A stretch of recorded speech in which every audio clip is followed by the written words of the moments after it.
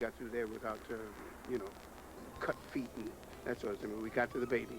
Michael Bean, who is currently co-starring in the film Tombstone, faces a cleanup of his own. We had wine and had flown out of this cupboard where we keep the wine and smashed. You can see the wine on the walls over here. I took my wife and my baby, and we rolled off this bed, and we rode it out right here in this little area. And here, you know, you always get between doors. Music, go Paula.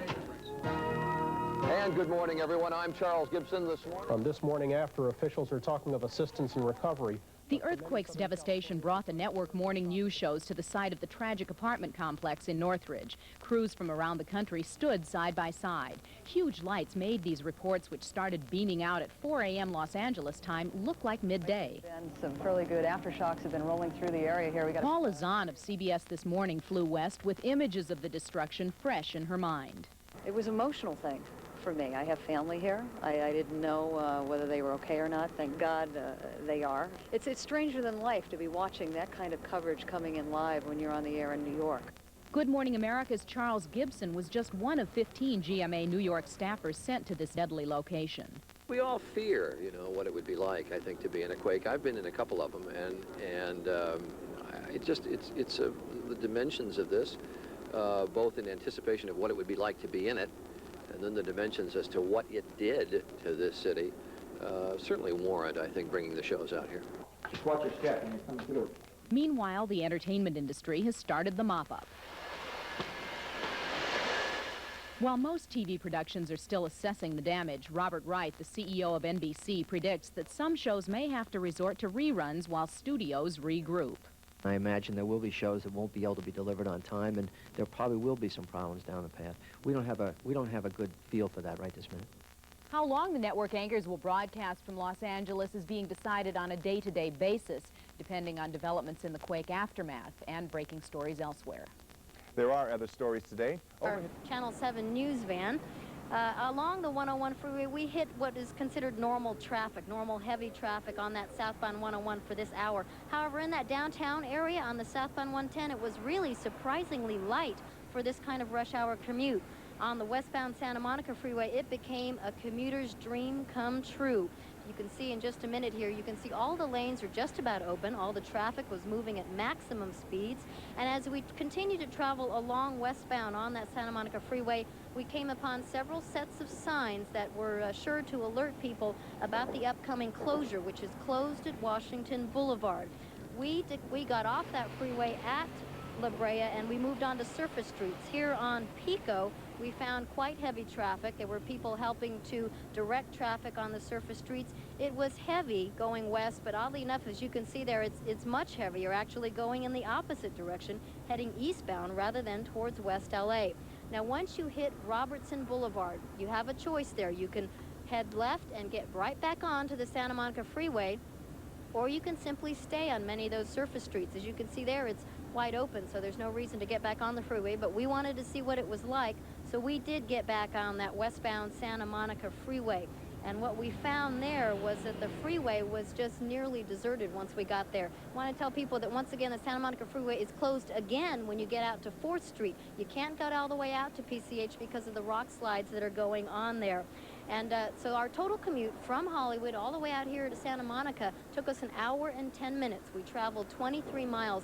And this is about 10-15 minutes longer than it would normally take you to get back on the west side if you were to just stay on the freeway. But we want to remind people that today may not have been the perfect day to conduct this test because we understand that a lot of people did stay home from work as well. So we will continue to monitor this situation throughout the week. Reporting live from Santa Monica, I'm Tricia Takasugi, Channel 7 Eyewitness News. Thanks, Tricia. Yeah, 1 hour and 10 minutes, not that bad. Sometimes with accidents and the like, it's over an hour. But as you said, today wasn't a normal day at all. There are several alternate routes for commuters trying to deal with freeways affected by the quake.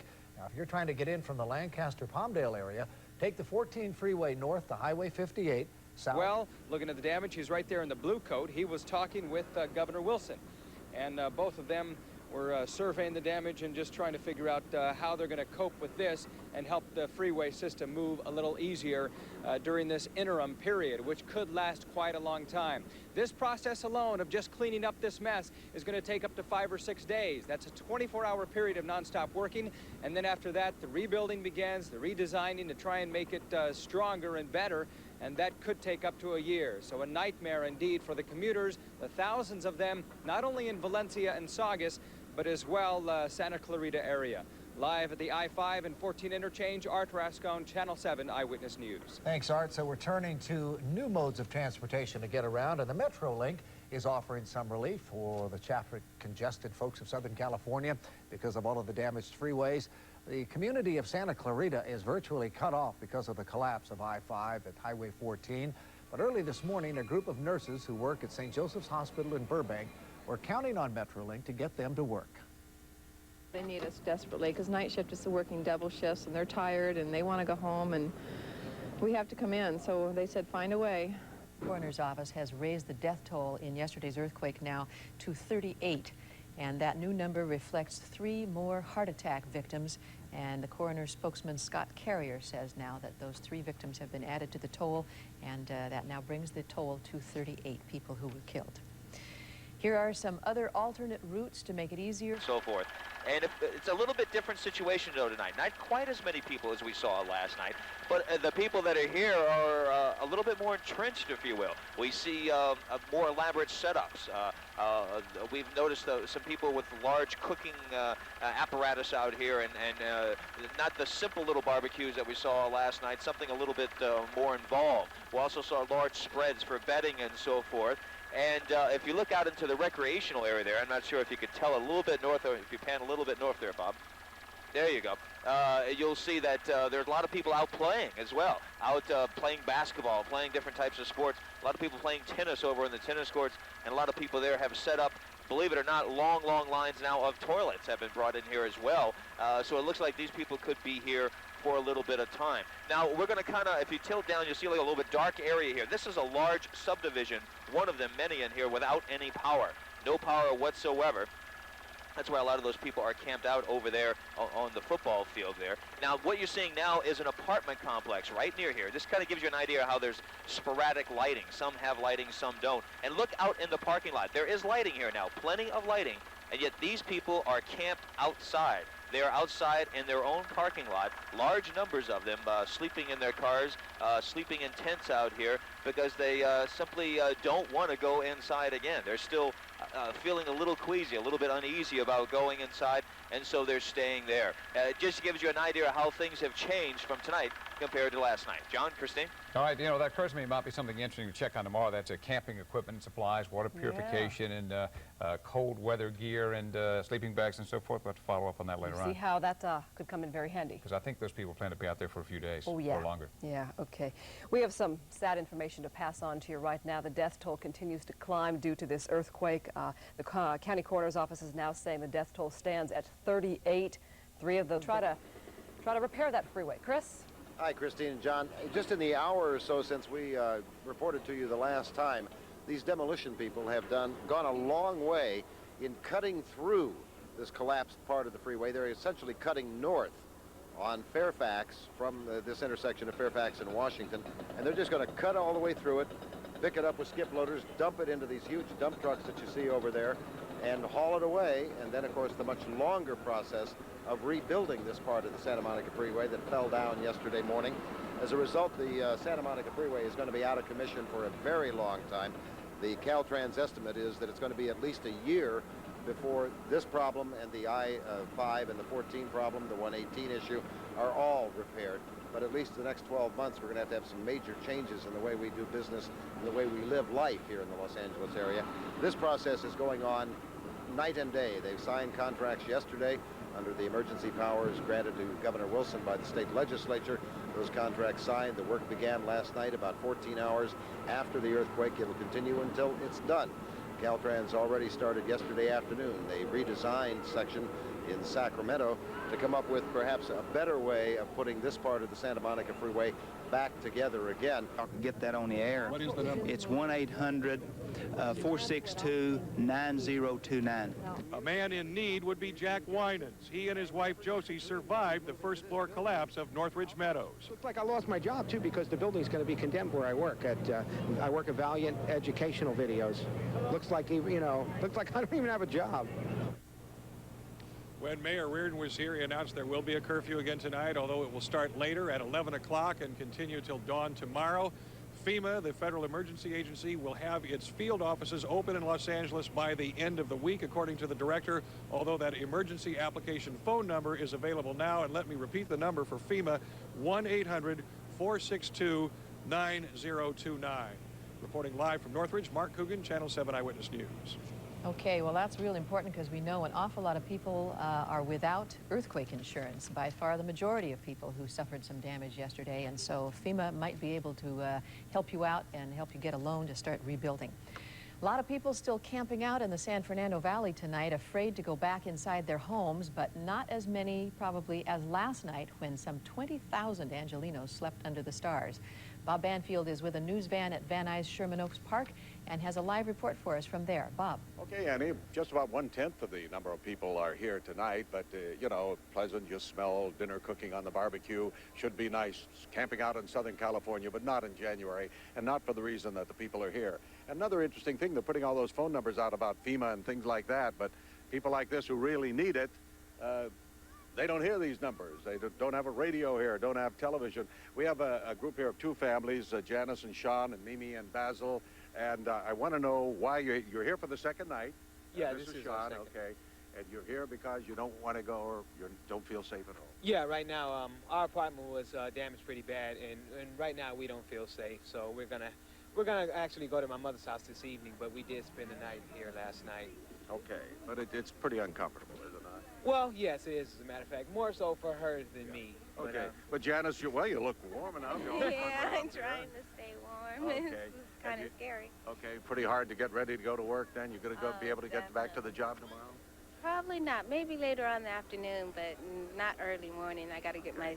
We're taking a look at the way some of the other people are getting ready to spend the night here. Yeah. So was it cold? Oh, extremely cold. That was the worst thing, just being so cold. I couldn't imagine anybody staying here overnight. If they not wanted again. to. Okay. Yeah, if they wanted to, if you had no other choice, you know. Maybe you've got the kids here. How many youngsters? Three. And do they sort of take it in stride, or is it fun, or does it get to be a kids? So for them it's fun, but for us, the parents, it's a job. It's hard work, and we're freezing. It's cold out here, so we're looking forward to this all being over and life getting back to normal. Is the apartment, is there anything to go back to? You're going to need a new place, or is it just fear of the quake? Fear of the quakes, and there's damage, stress cracks, and all kind of things. I'm not a technician or whoever needs to do that, but we were expecting a building inspector at the apartment today, and to get word to see if we can enter it, because there's like on either side of our building, on one side and across the street, there's buildings that have yellow tape surrounding it, and to the naked eye, looking at it, it doesn't look like anything's wrong. So it's like looking at our apartment. It looks okay compared to a lot of other structures, but who are we to say, you know, where's the damage? But you can't live this way. No, very long. Is that right? No. Hard on the nerve, but you do have a good outlook. Yeah, we do. We're optimistic about it, and looking forward to things getting back to normal as quickly as possible. Getting back to normal. I guess that's what everybody has in mind.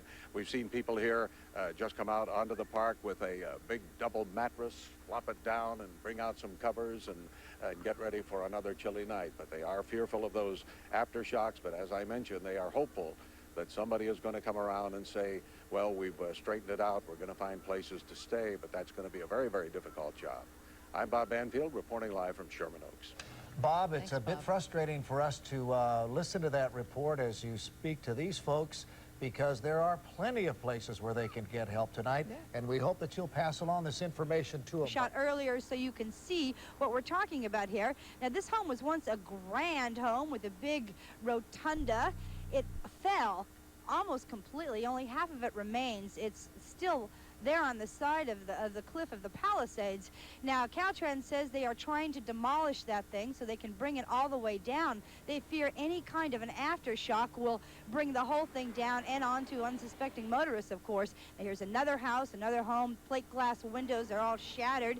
Here's another home with the balcony coming down. There is a full-size swimming pool just beyond that fence filled with water. Again, Caltrans very concerned about that. They're trying to stabilize. Now, they will not open the highway here going north until they can put some cement berms where you see that tractor there clearing the way. They're clearing the way for cement berms so it would be more stabilized. Now, they expect that to occur in about 48 hours where they can possibly get the coast open again so cars can go up by that. Now, the big problem, of course, is when you're coming off the Santa Monica Freeway and you get through that mess, how do you get all the way up to Malibu? Well, they have a solution. They say they will be opening the tunnel up soon. You can go up Chautauqua, around and down Temescal, and then all the way up Coast Highway. That'll be the new solution available in about, probably by tomorrow morning. The whole thing, again, will not be open for another 2 days, though. This is Linda Breakstone reporting live from Pacific Palisades. You know, I think the slogan at Malibu now is the disaster capital of California. Something doesn't even happen in their neighborhood. They still are impacted by it negatively. Here's Dallas Rades with a look at exactly what happened when the Earth moved yesterday at 4:30 in the morning, plus the forecast. Well, I'll tell you what, Harold, we've been talking about the movements of the big plates, the plate tectonics. Take a look at this graphic. We've got a couple to show you. Long time ago, about 200 million years, the Earth looked like that. It was one giant supercontinent called Pangaea. And actually, the continents are moving away from each other. That's the reason I've always said to folks in San Francisco, better learn to like us. Because in 15 million years, we're going to be sitting in the bay. That's right. We're the twin cities of the West. You can see how the continents colliding there and the plates are moving along. And as they do, something finally gives way because, see, the rock holds together for a while. And then once the stress builds up so big, it pops. And that's when you have the earthquakes. Tonight, clear and cold, it will be where a huge parking structure collapsed like a pancake, trapping a worker under tons of concrete. We had to lift the structure, and then we had the difficult job of taking the car apart to get him out. And that's not easy in tight quarters. It took till mid-afternoon, almost 10 hours after the quake struck, that the victim was finally pulled out of his concrete tomb and medevaced away. His condition stable for now. There's a lot of relief. It felt really good to get him out. Just a few blocks away, these residents are dealing with the tragedy together. Some lived in this bedroom community for years and never knew their neighbors until now. We're all fighting back. The neighbors are regrouping, and yes, tears are being shed right now by just about everybody. Dick Spangler has been a Los Angeles reporter for years. We got a big bookshelf. We can't open the front door here at all at the moment, but we'll get all those books pulled out so we can open the front door. But he never thought that he would be the story.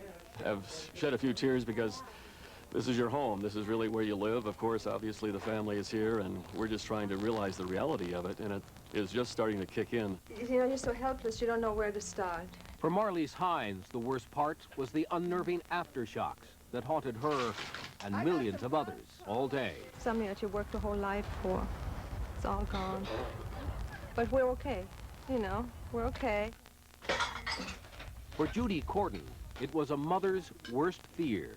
Oh, I heard him screaming, and I kept saying, just stay there, we'll be there. We were upstairs, and all the doors were shut and crisscrossing like this, and I couldn't get to my kids. They had TVs, lamps on top of their beds. It was just, we were very lucky, very blessed.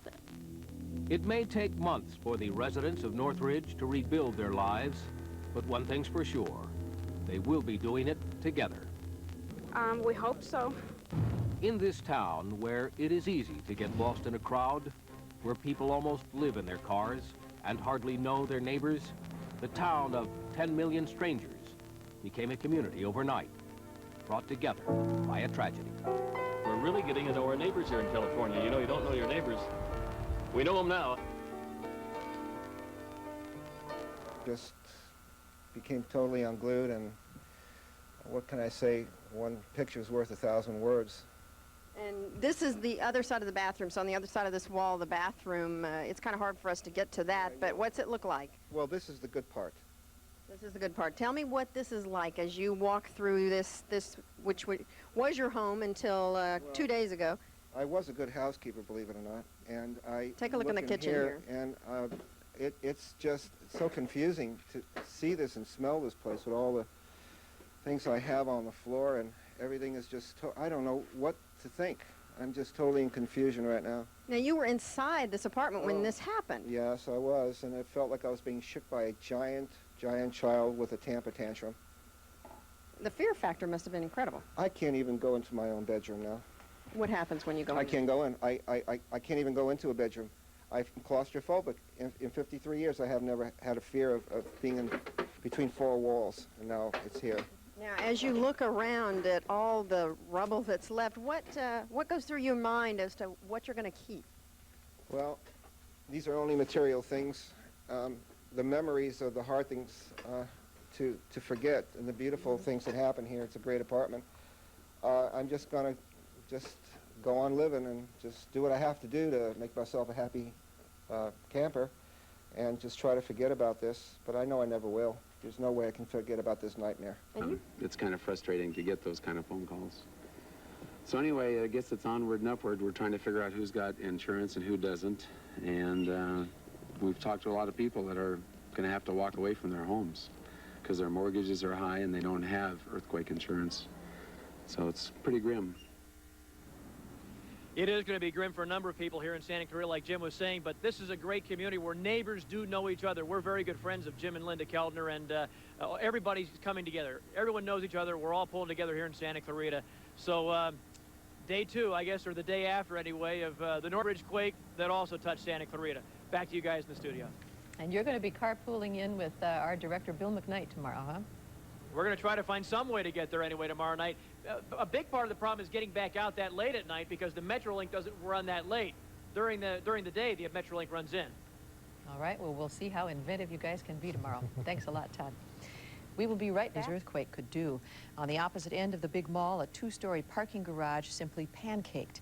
And between those two ends, all the stores sustained considerable damage. Now, the fate of the popular mall is in the hands of building and safety officials. Harold. Earthquake damage has not been limited to freeways or to structures in the San Fernando Valley. A two-story apartment house on Crenshaw Boulevard buckled and has now been declared unsafe for residents. Most quickly removed whatever furniture and clothing they could get out of there quickly, and then they waited outside. Now, officially homeless, they had to find a place to stay tonight. Parts of the west side also suffered damage, including Santa Monica, where one building of the St. John's Medical Center had to be evacuated. The leadership of the LA Unified School District, labor and management joined forces today to announce they want to be first in line when it comes to getting state and federal earthquake damage money. We're going bonkers, running up and down, chasing each other, much more active than they were, and even said to himself, I wonder if that we are heading to a problem with an earthquake or something, is what he said. Boy, I wish he'd called me. Yeah, I wish he'd called me too. And the bottom line is it's very common that we see a lot more going on with animals, and we see that they are much more active, much more nervous. We've heard reports of dogs almost hyperthermic and panting excessively, cats acting very strange, running for cover, and that's what you'll see actually are, for example, your cats will run for cover themselves. When it happened, we couldn't find our cats, and we couldn't find them for almost a full day. In place, however, the hours have been changed to 11 p.m. till sunrise the following morning. All right, 11 p.m. until the morning. It had been from dawn to dusk, but they pushed it up to the 11 o'clock hour because so many people, of course, work late in Los Angeles. Williams said tomorrow the city will decide again whether to extend the curfew. Going home and watch the 11 o'clock news on Channel 7. Hundreds of National Guard troops are backing up police tonight, standing guard at several locations across the Southland. We get a full update now on the National Guard mobilization from our Joe McMahon. Governor Pete Wilson arrived at the Glendale National Guard Armory late this afternoon. Here, Wilson was briefed by National Guard officers and Sheriff Sherman Block about the Guard's role in combating looting in areas affected by yesterday's earthquake. Afterwards, Wilson said the Guard's commitment is open-ended and is one of support. They are not direct line law enforcement. They do not wear a badge. They do not make arrests. But basically what they are doing is providing a very strong auxiliary to regular law enforcement.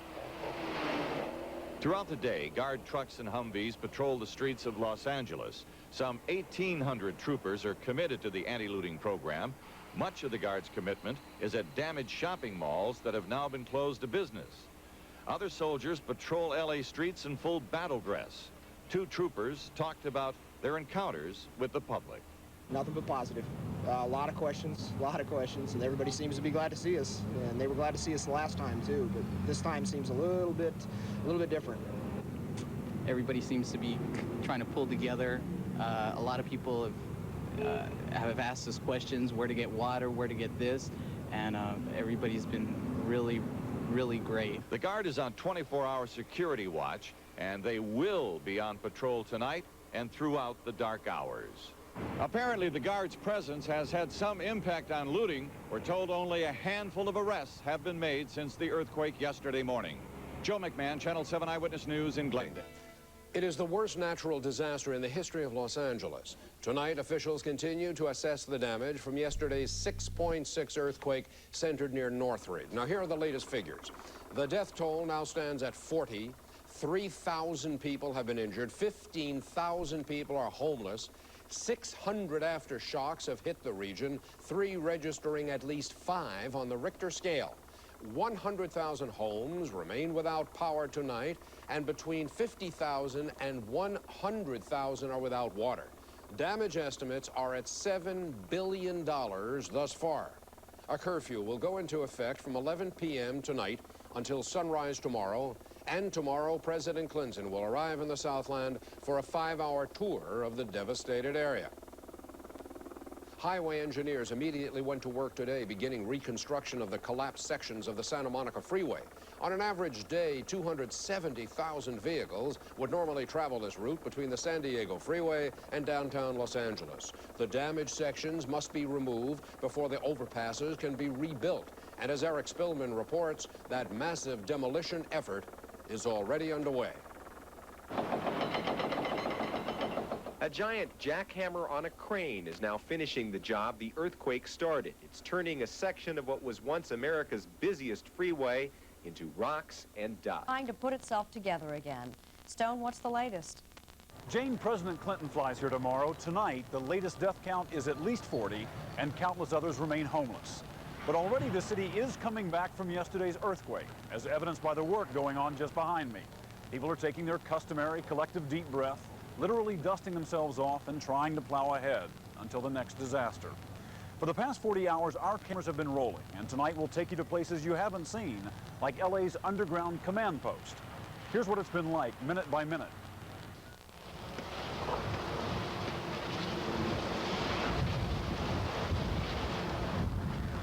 "4:31 a.m. Monday morning. The City of Angels is jolted awake in what will become a day of ruin and pain. Very sharp at first, and there was no doubt about it. It was no doubt about it. We knew we had ourselves a very serious earthquake. In the pre-dawn darkness, columns of fire streak the sky. The full force of the quake is felt by an estimated 3 million people. Just 4 minutes later, 2 sharp aftershocks rumble through the region. The first of many. It is 4:54. We are just feeling a brief aftershock, and you're looking at a live picture of it on the Channel 4 seismocam. Though it's still dark, some of the damage is becoming apparent. In this land where the car is king, sections of the LA freeway system come apart, but the extent of the damage is still unknown. 7:10 a.m., more fires reported, this time in Sylmar in the San Fernando Valley. And ours was the second one. We just got out with our clothes on our back. As daylight breaks, the scope of the damage is clear. The epicenter of the quake is northwest of the city, in Northridge.